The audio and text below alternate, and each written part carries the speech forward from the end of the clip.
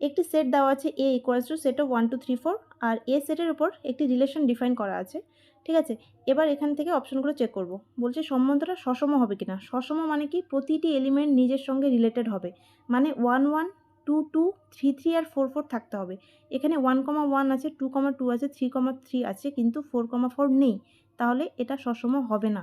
কারণ কি, কারণ 4,4 ডাজ নট বিলংস টু আর, এই জন্য এটা হবে না। এবার দেখো প্রতিসম। প্রতিসম মানে কি, এ কমা বি থাকলে বি কমা এটাকেও থাকতে হবে, ঠিক আছে। এবার দেখি এখানকার সব অপশন মানে স্যাটিসফাই করছে কিনা। তাহলে এখানটা দেখো 3,4 আছে, 4,3 আছে, ঠিক আছে, এটাতে বোঝা যাচ্ছে না কিছু। এবার হচ্ছে 2,1 আছে, কিন্তু 1,2 নেই, ঠিক আছে, তার মানে এটা প্রতিসম হবে না। কারণ দেখো এখানটায় লিখে দাও যে 1,2 does not belongs to R, মানে এটাও লিখতে পারো এখানে 2,1 belongs to R, but 1,2 does not belongs to R, সেই জন্য এটা প্রতিসম হলো না, ঠিক আছে। এবার নেক্সট অপশন কি আছে, সসম নয় কিন্তু প্রতিসম।